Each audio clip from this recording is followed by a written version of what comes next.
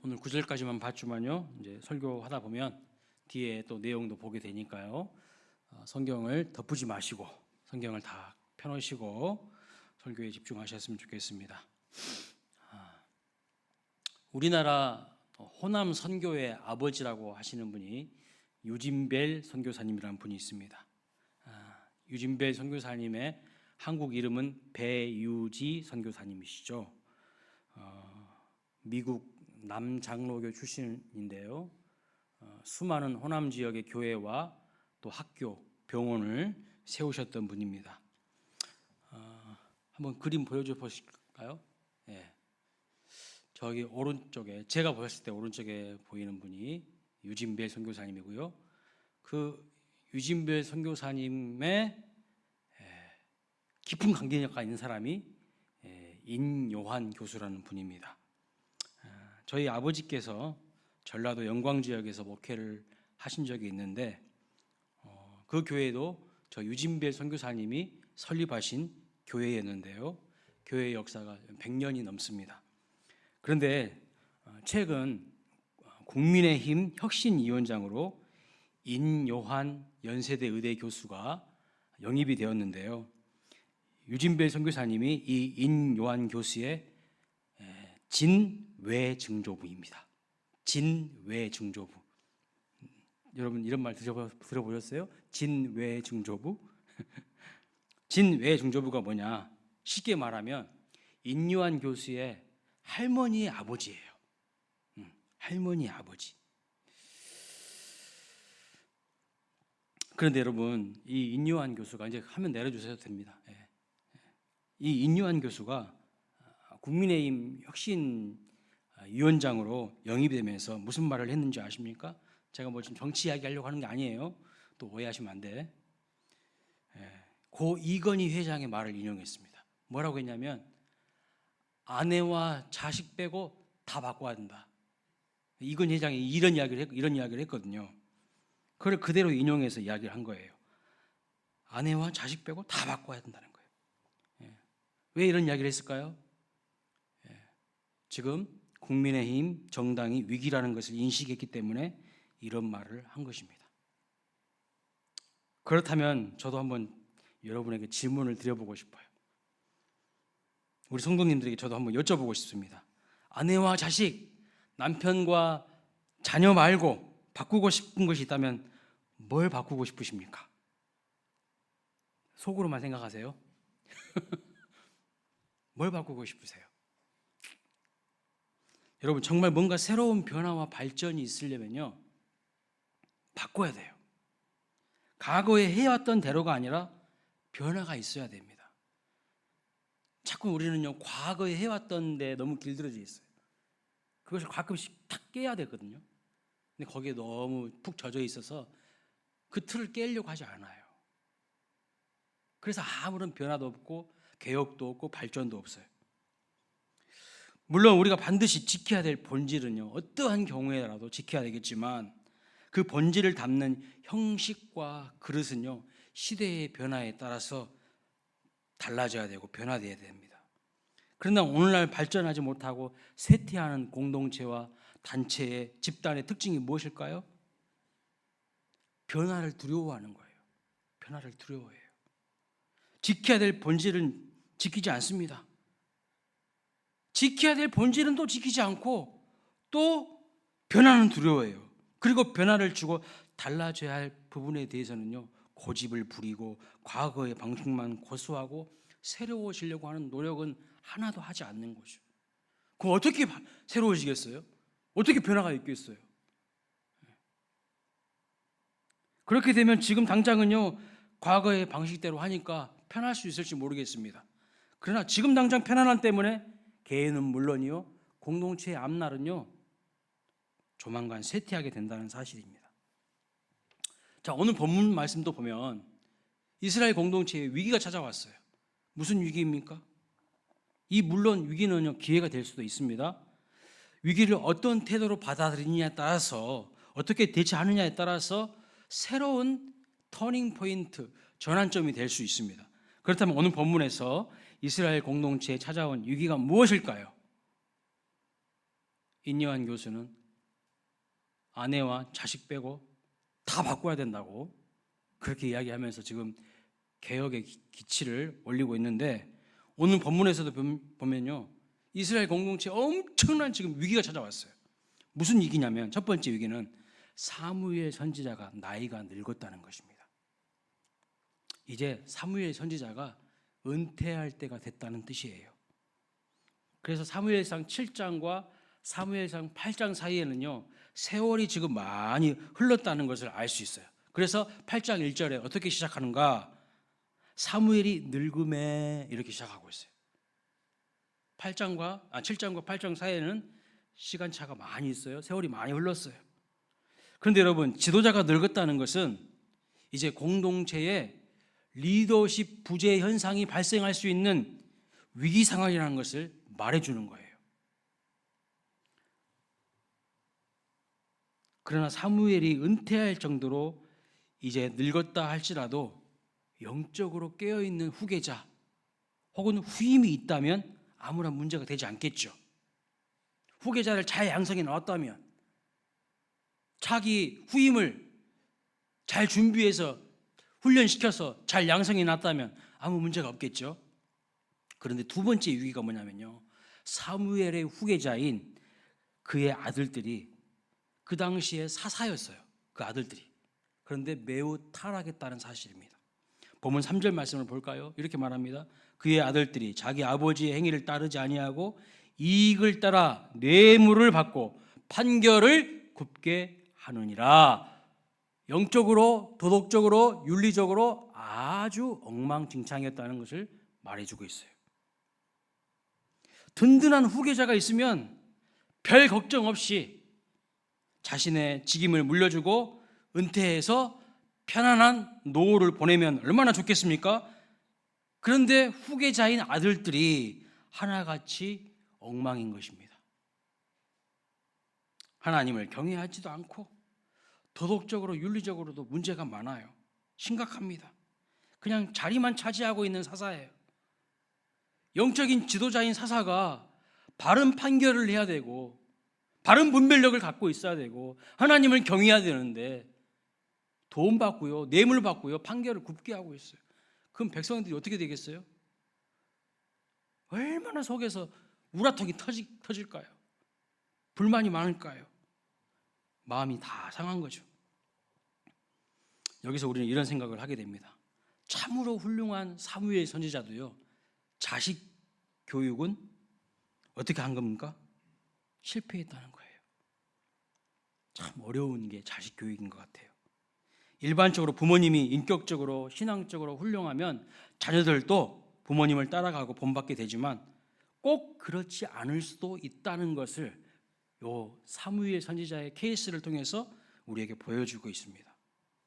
디모데의 경우에는 어떻습니까? 디모데후서 1장에 보면요, 디모데의 특징을 크게 세 가지로 말합니다. 청결한 양심의 사람, 거짓 없는 믿음의 사람, 영적 지도자인 바울에게 늘 기쁨을 주는 사람이라는 평가를 하고 있는데, 그 이유를 뭐라고 한 줄 아세요?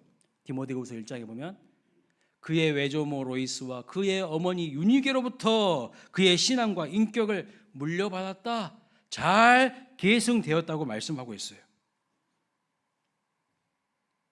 외조모, 그러니까 외할머니죠. 외할머니 로이스와 어머니 유니게로부터 신앙 교육을 철저하게 받아서 디모데가 디모데 될 수 있다고 말씀하고 있어요. 그런데 사무엘의 경우에는요, 그의 아들들이 그렇지 못했어요. 말만 사사이죠. 골칫덩어리, 문제덩어리요. 사무엘 선지자는 참 훌륭하고 또 존경할 만한 영적 지도자이고 스승이었습니다. 그런데 그 아들들은 오늘 본문 말씀 보니까 아버지의 행위를 따르지 않았어요. 자, 2절에 보시면 첫째 아들 이름이 뭡니까? 요엘이에요. 무슨 뜻이냐면 여호와는 하나님이시다, 이런 뜻이에요. 두 번째 아들 이름 뭐죠? 아비야입니다. 하나님은 아버지이시다, 이런 뜻이에요. 아버지가 아들들이 그 이름에 걸맞게 하나님을 의지하고 하나님을 바르게 섬기는 삶을 살도록 기도해야 하는 마음을 가지고 이렇게 이름을 지었을 것입니다. 그런데 아버지가 기대하는 대로 자식 농사가 그렇게 마음대로 안 되었어요. 아버지는 훌륭한데 자식들은 엉망입니다. 여러분, 세상에서 제일 어려운 것이 뭔지 아세요? 자식 농사라고 하더라고요. 자식 농사. 누구든지 장담할 수 없어요. 자식 농사는. 제 아무리 사무엘이라고 할지라도요, 아들들이 개판인 거 보세요. 누가 장담할 수 있냐는 거예요. 부모 마음대로 안 되기 때문이죠. 그래서 우리는요, 하나님께 우리의 자녀들이 부모들보다 더 신실한 믿음의 사람이 되게 해달라고 은혜를 구해야 됩니다. 은혜를 구해야 돼요. 그래서 세상에 그 무엇보다도 하나님의 은혜가 필요한 부분이 바로 자식입니다. 자식. 오직 했으면 무슨 말이 나온지 아세요? 무자식이 상팔자다. 그런 말도 나오잖아요. 자, 이렇게 사무엘도요, 그의 아들들도 이제 이스라엘 공동체를 이끌어갈 만한 영적인 능력이 없는 거예요. 사무엘도 그의 아들들도 이스라엘 공동체를 바르게 하나님의 말씀으로 이끌어갈 만한 능력이 없어. 이게 바로 위기라는 거예요. 이게 위기라는 거예요. 자, 세 번째 위기가 뭘까요? 첫 번째 위기는 사무엘이 늙었다는 것이고, 두 번째 위기는 그 사무엘을 이어서 후계자가 돼야 되는 그의 아들들도 영적으로 바르게 서 있지 못했다는 거예요. 세 번째 위기가 뭘까요? 사무엘 선지자는 늙고 그의 아들들은 엉망이기 때문에 이스라엘의 모든 장로들이 모여서요, 사무엘에게 왕을 세워달라고 요구했다는 것입니다. 이게 세 번째 위기예요.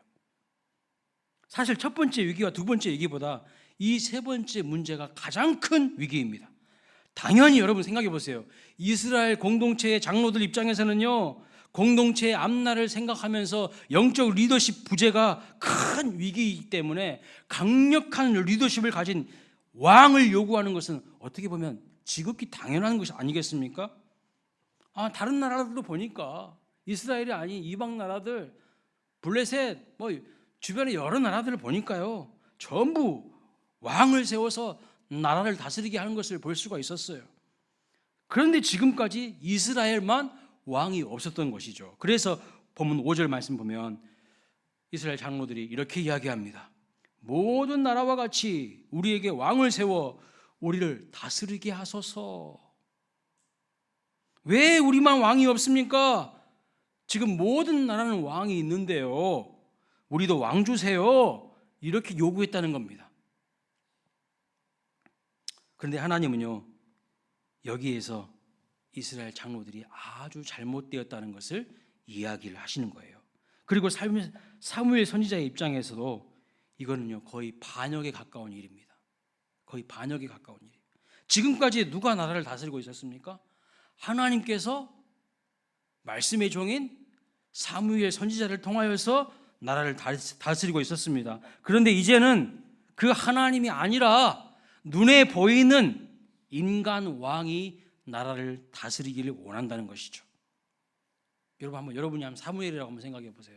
사무엘의 마음에 어떤 마음이 들었을 것 같으세요? 여러분이 사무엘이라고 생각하면 정말 섭섭하고 서운한 일입니다. 이제 내가 늙었다고 나를 토사구팽하는구나. 내가 이제 힘이 없다고, 참 의리도 없네. 세상 사람들보다 더 의리가 없어. 믿음의 사람들이 의리라고 눈꽃만큼도 찾아볼 수 없어. 이렇게 느낄 수밖에 없는 상황입니다. 그런데요, 이렇게 사람들에게 서운하고 섭섭한 마음, 분노의 마음을요, 사무엘이 어떻게 하는지 보세요. 여러분, 우리도 이런 상황이 직면할 때가 있어요. 우리도 괜히 내 주변의 사람들에게요, 서운하고 섭섭할 때 있거든요. 그때 어떻게 해야 될까요? 사무엘이 어떻게 했는지 보십시오. 자, 이 사무엘의 모습을 통해서 우리가 도전을 받고요, 영적인 교훈을 받으시길 바랍니다. 6절 말씀 보세요. 우리에게 왕을 주어 우리를 다스리게 하라 했을 때에 사무엘이 그것을 기뻐하지 아니하여 뭐합니까? 여호와께 기도하매 그랬어요. 사람들은요, 사람들하고 싸워버려요. 섭섭한 마음, 서운한 감정, 분노의 마음을요, 사람들과 싸우면서 풀어요.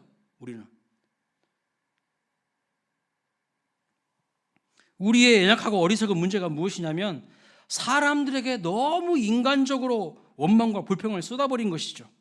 그것을 지혜롭지 못하다고 성경은 말씀하고 있어요. 그렇게 해서 여러분 좋아질 것이 뭐가 있겠습니까? 관계만 더 나빠지는 거예요. 관계만. 대신 사무엘은요, 하나님께 자신의 서럽고 서운하고 아픈 마음을 다 토로하고 기도하고 있어요. 누가 내 마음을 알아주시겠습니까? 누가 내 억울한 심정을 다 이해해 줄 수 있을까요? 누가 이 상황을 역전시켜 줄 수 있을까요? 사람인가요? 아닙니다. 사람 아니에요. 하나님이에요. 그 하나님께 우리의 마음을, 있는 마음 그대로를 하나님 앞에 기도하는 것이죠. 그래서 성공하는 사람들, 하나님의 은혜 안에서 승리하는 사람들의 특징이 뭔지 아세요? 사람들과 싸우지 않습니다. 사람들과 승부 보려고 하지 말고 하나님 앞에 나와서 기도해야 될 줄 압니다. 많은 경우에 기도하지 않는 사람들이 사람들에게 해서는 안 되는 말로 실수해요. 상처 줍니다. 일을 더 꼬이게 만들어요. 그것이 대단히 똑똑한 것처럼 보이는데요, 그것이 더 문제를 심각하게 만드는 거예요. 자, 이렇게 사무엘이 자기의 서운한 마음, 섭섭한 마음, 분노의 마음을 가지고 하나님 앞에 기도했더니 하나님께서 사무엘에게 말씀하십니다. 7절 말씀 보세요. 같이 읽어보겠습니다. 시작. 여호와께서 사무엘에게 이르시되 백성이 내게 한 말을 다 들으라. 이는 그들이 너를 버림이 아니요 나를 버려 자기들의 왕이 되지 못하게 하려 함이니라. 상한 마음을 가지고 하나님 앞에 간절히 기도했어요. 그랬더니 하나님께서 사무엘에게 말씀하십니다. 뭐라고요? 네가 나이가 많아서 늙어서 너 버린 것이 아니야. 네 아들들이 지금 엉망이어서 그런 것도 아니다. 뭐라고 원인 진단을 하고 있어요? 사실은 그들이 나를 버린 거야. 하나님을 버린 것이라고 말씀하고 있어요. 그러니 네가 마음 상할 일이 아니다. 하나님께서요, 아주 그냥 정곡을, 본질을 꿰뚫어서 딱 진단을 내리시는 거예요. 사무엘이 늙었다는 것과 사무엘의 아들들이 엉망이라는 것은 하나의 핑계일 뿐, 사실은 지금까지 그들의 왕이었던 하나님 버리고 다른 왕을 구하는 것이라고 하나님이 진단하고 있다는 것을 아셔야 돼요. 자꾸 이스라엘 장로들의 시선이요, 하나님께로 향해 가야 되는데 세상을 향해 가는 거예요. 세상을 바라보니까 다른 나라들 다 왕정 제도를 펼치고 있는데 왜 우리만 이래야 돼? 하면서 이제 하나님 필요 없어요. 이제 인간 왕 세워주세요. 이렇게 된 거예요.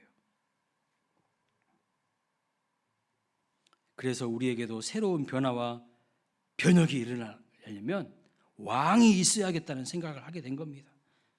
여러분, 진정한 개혁이 일어나려면요, 아까도 말씀드렸지만 본질은 잘 지키고 그 형식과 그릇은요 변화를 줘야 되는데 자꾸 우리는 거꾸로 개혁을 하려고 해요. 거꾸로 반대로 개혁을 하려고 한다는 겁니다. 본질을 버려버리고 형식과 그릇은 바꾸지 않으려고 했다는 것을 말씀하는 거예요. 본질은 절대로 버려서는 안 돼요. 본질은 어떤 경우에서도 붙잡아야 됩니다. 형식과 그릇을 바꿔야 돼요. 근데 반대로 해요. 형식과 그릇은 절대 안 바꿔. 그리고 본질을 바꾸려고 한다는 거예요. 본질이 뭐예요? 하나님 던져버리는 거예요. 하나님 버리는 거예요. 자, 보세요. 이스라엘 장로들이 하나님의 통치를 거절하고 새로운 왕을 세워달라고 합니다. 그래서 사무엘 선지자가 기도했죠. 그리고 9절 말씀을 보면요, 하나님께서 뭐라고 말씀하시냐면 그들의 말을 들어주라고 이야기합니다. 그리고 그들에게 엄히 경고하고 왕의 제도가 어떠한 제도인지를 제대로 설명해줘라, 가르쳐줘라, 이렇게 말씀합니다. 그래서 여러분, 오늘 우리가 읽지 않았지만 10절부터 18절까지의 말씀을 보면 왕정 제도가 이러이러한 특징을 가지고 있다는 것을 사무엘 선지자가 자세히 설명하면서 가르칩니다. 자, 11절 말씀 보겠습니다. 눈으로 따라오십시오.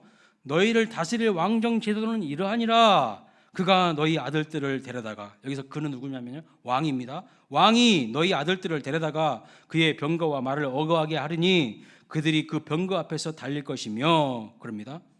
여기 데려다가라는 단어가 보이시죠? 이 말은요, 번역이 제대로 안 되었어요. 원문의 의미를 아주 실제적으로 살리면 이런 뜻입니다. 붙잡아다가, 너희 아들들을 붙잡아다가 강제로 징집을 했다는 뜻이에요. 이 사람들은요, 지금 왕정 제도가 무엇인지도 모르고 남이 하니까 나도 그냥 그거 하고 싶어요. 그럼 그렇게 하고 있어요. 떼쓰고 있어요. 자기 아들들을 빼앗아 가서 강제로 전쟁에 총알바지로 쓰겠다는 뜻이에요. 이게 왕정제도예요. 나라를 위해서요? 국가를 위해서요? 아니요. 왕을 위해서요. 왕 개인을 위해서 노동력 착취를 해도 아무 말 못하는 것이 왕정제도입니다. 왕이 자기 이익과 보호를 위해서 강제 진집한다는 겁니다. 국가를 위한 것이 아닙니다. 왕의 개인적인 영달을 위해서 다른 수많은 사람들을 착취하는 것이 왕정제도라는 것을 말하는 거예요. 13절도 보십시오. 이제는 딸들에 대해서 얘기합니다. 그가 또 너희 딸들을 데려다가 향료 만드는 자와 요리하는 자와 떡 끓는 자로 삼을 것이며, 그랬습니다. 여기 향료 만드는 자, 이것은요, 겉으로 보면은 그냥 대단히 향기로운 좋은 냄새를 나게 하는 그 향료 만드는 사람인 것처럼 생각하면 오해이십니다. 무슨 뜻이냐면, 여기 향료 만드는 자가 구체적으로 뭐 하는 사람인지 아세요? 성적 놀이개를 말하는 거예요. 성적 놀이개. 누구를 그렇게 한다는 거예요?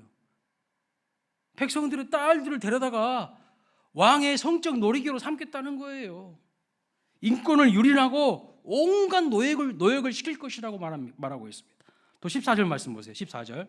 그가 또 너희 밭과 포도원과 감람원에서 제일 좋은 것을 가져다가 자기 신하들에게 줄 것이며, 여기 그는 누구를 말하는 거죠? 계속 지금 왕을 말하고 있어요. 왕이 백성들이 소유하고 있는 것 중에 가장 좋은 것들을 착취할 거라는 것을 말씀하고 있어요. 또 16절 말씀도 보십시오.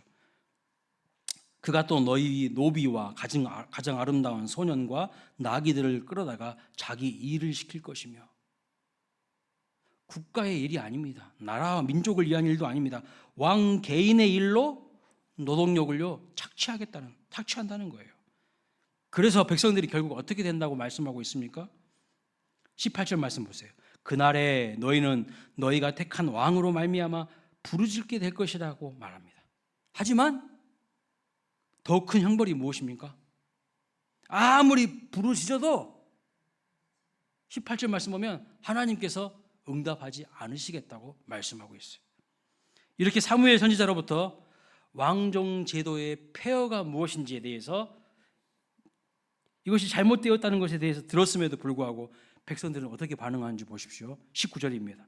19절부터 20절 같이 한번 읽어보겠습니다. 시작.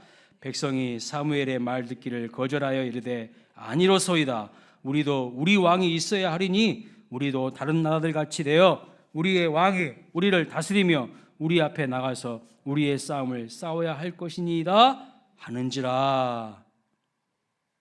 여러분, 이 말을 들었던 하나님의 마음이 어떠셨을 것 같아요? 하나님의 마음이 어떠셨을 것 같아요? 지금 사무엘 선지자를 통하여서 왕정 제도의 문제점이 무엇인지에 대해서 하나님이 다 자세하게 설명해 주셨어요. 그럼에도 불구하고 말 안 들어요. 고집 안 꺾는다는 거예요. 자기 생각이 최고라는 거야. 하나님의 마음이 어떠셨을까요? 지금 이스라엘 백성들은요, 하나님을 소외시키고 있어요. 하나님을 외면하고요, 인간 통치를 갈망합니다. 하늘에 머물러야 될 이스라엘 백성들의 시선이 땅에 지금 처박혀 있어요. 이스라엘이 진정한 왕이신 하나님을 버리고요, 인간 왕을 구한 것은 대표적인 세속화의 사건인데, 역사는 이것을 뭐라고 평가하지 아십니까? 부족 국가에서 드디어 왕조 국가로 진보했다, 이렇게 해석합니다. 정말 진보한 것일까요? 이게 세속화일까요? 진보한 것일까요? 진보한 것처럼 보이는 세속화이고 퇴행입니다. 문제는 이와 똑같은 일들이 오늘 우리에게도 빈번하게 일어난다는 사실이죠. 오늘 땅에 처박힌 세속화와 퇴행이 뭔지 살펴보겠습니다. 자, 국민 소득은 올랐죠. 그러나 행복지수는 내려갔습니다. 진보한 것입니까? 퇴행한 것입니까? 교육 수준 엄청나게 높아졌어요. 요즘 뭐 대학 안 나온 사람도 있습니까? 거의 다 대학 나와요. 그러나 여러분, 범죄는 더 흉악해졌어요. 사기치는 것은요 더 고단수가 되었어요. 진보한 것입니까? 퇴행한 것입니까? 모두 다 퇴행한 것입니다. 왜 이런 일이 그러면 벌어졌을까요? 왜요? 교육도 많이 받고, 예? 국민 소득도 더 많이 올라가는데 3만 6천억물이 넘어가는데 왜 행복지수는 더 떨어지고 왜 범죄는 더 잔인해집니까? 요즘은 초등학생 애들도 엄청나게 잔인하더라고요. 얼마 전에 뉴스만 보니까요. 왜 그럴까요? 하나님을 버렸기 때문이에요. 하늘을 버렸기 때문이에요. 본문을 다시 보십시오. 19절 20절 한번 띄워줘 보세요. 우리도 우리 왕이 있어야 하리니 우리도 다른 나라들 같이 되어 우리의 왕이 우리를 다스리며 우리 앞에 나가서 우리 싸움을 싸워야 할 것이니이다 하는지라. 여러분, 여기서 자주 반복되는 단어가 뭡니까? 우리라는 단어예요. 몇 번 나오죠? 이 짧은 두 구절 사이에 7번 나와요. 7번. 그런데 여러분, 하나님이란 말은 한 단어도 없어. 이제 우리끼리 왕을 세워 잘 살 테니 하나님은 더 이상 상관하지 마세요. 내 인생에 간섭하지 마세요 하는 뜻입니다. 하나님을 완전히 소외시키고 있는 말 아닙니까? 이제 하나님 당신은 필요 없다는 뜻이에요. 제가 얼마 오래전에 한번 이런 말씀을 드린 적이 있어요. 저는 요즘 젊은이들이 결혼식 할 때 주례 목사님을 모시지 않고 이 결혼 예배 드리는 것을요 상당히 저는 우려하고 있습니다. 가정이 시작되는 첫 출발부터 하나님 필요 없다는 거예요. 우리끼리만 잘 살면 된다는 거예요. 우리끼리만 잘 살아가지고 될 것 같으세요? 정말 될까요?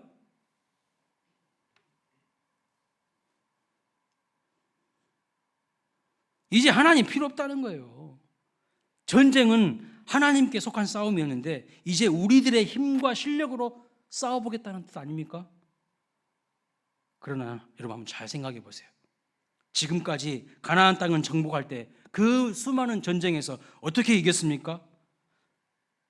자기들이 실력이 좋아서 이겼습니까? 아니잖아요. 드보라와 기드원이요 숫자로 우세하고 전투력이 좋아서 이겼나요? 군수물자가 많았나요? 무기가 훌륭했나요? 아니에요. 전적인 하나님의 은혜로 이겼어요. 그런데 이제는 은혜가 아니라 내 실력으로 이기고 싶다고 이야기하는 거예요. 하나님은 필요 없어. 우리끼리만 잘하면 돼. 지금 이 이야기를 하고 있는 거예요. 그러니까 이 당시의 사람들은요 뭘 잃어버린 거예요? 하늘을 잃어버린 거예요. 하나님을요 놓치고 있는 거예요. 이제 자기들의 힘과 노력으로 인생을 살겠다고 하는 것입니다. 여러분, 하나님을 버린 것이 진정한 변화일까요? 하나님을 버린 것이 진정한 새로움일까요? 그것이 진정한 개혁입니까? 바보 같고 어리석은 짓입니다. 하나님을 버리고 세상 눈치를 보면서 좀 더 나은 삶을 살겠다고 선택한 결과가 진보가 아니라 퇴행이라고 주님이 말씀하고 있는 거예요. 이런 우스꽝스러운 선택으로 세워진 왕이 누구냐면 사울 왕인 거예요. 그래서 사울 왕은요 최고의 가능성으로 시작했지만 가장 비참하게 생을 마감한 왕이 됩니다. 개선이 아닌 개악이며 진보가 아니라 퇴행 모델이 되고 말았어요. 그렇다면 이제 우리는 어떻게 해야 될까요? 오늘 본문을 통해서 하나님께서 우리에게 말씀하고자 하는 우리는 핵심 메시지를 알았어요. 그러면 이제 우리는 어떻게 해야 될까요? 본질은요 어떠한 상황 속에서 지켜야 된다는 거예요. 본질 가지고 딜하려고 하지 마세요. 본질 가지고 거래하려고 하지 마세요. 본질은 무조건 지켜야 돼요. 목숨 걸고 지켜야 되는 겁니다. 그리고 그 본질을 담는 형식과 그릇은요, 시대의 흐름에 맞춰서 옷을 갈아입을 수 있어야 돼요. 바꿀 수 있어야 됩니다. 그러나 우리의 문제는 뭐냐면 본질을 버려버리고 그 본질을 담는 그릇과 형식만 지키려고 하면 진정한 새로운 변화는 오지 않는다는 거예요. 하나님을 버린 인생은요, 희망을 논할 가치가 없습니다. 하나님 버린 인생이 무슨 희망이 있고 무슨 새날이 옵니까? 없어요. 영국 속담에 이런 말이 있어요. 아기를 목욕시킨 다음에 목욕물 버리려고 하다가 아기까지 버린다, 이런 말이 있어요. 오늘 본문의 이스라엘 백성들은 이스라엘을 새롭게 하려다가 이스라엘에게 뭔가 새로운 변화를 주려고 하다가 하나님을 버리는 정말 바보 같은 어리석은 짓을 하고 만 것입니다. 하나님과 다른 것을요, 바꾸려고 하면 안 돼요. 대체하려고 하면 안 됩니다. 세상은 더 나은 삶을 약속하지만 하나님은요, 우리에게 새로운 삶을 약속하십니다. 더 나은 것은 이해하기 쉽지만 새로운 것은 낯설어요. 우리에게 낯섭니다. 그래서 사람들은요, 낯선 새로움보다 익숙한 더 나음을 좋아하죠. 그거를 사람들은 희망이라고 불러요. 그러나 그게 정말 희망일까요? 그게 정말 희망일까요? 아닙니다. 희망은 미래에 있는 게 아니라 하나님께 있어요. 하나님 안에 거할 때에 진정한 새로움과 새날이 옵니다. 진정한 변화와 부흥이 오는 거예요. 왜요? 해 아래 새 것이 없고 그 새로움을 주는 분은 오직 하나님뿐이기 때문입니다. 제 이야기가 아니라 성경에 그렇게 말씀하고 있어요. 고린도후서 5장 17절 말씀 보세요. 읽어보겠습니다. 시작. 그런즉 누구든지 그리스도 안에 있으면 새로운 피조물이라.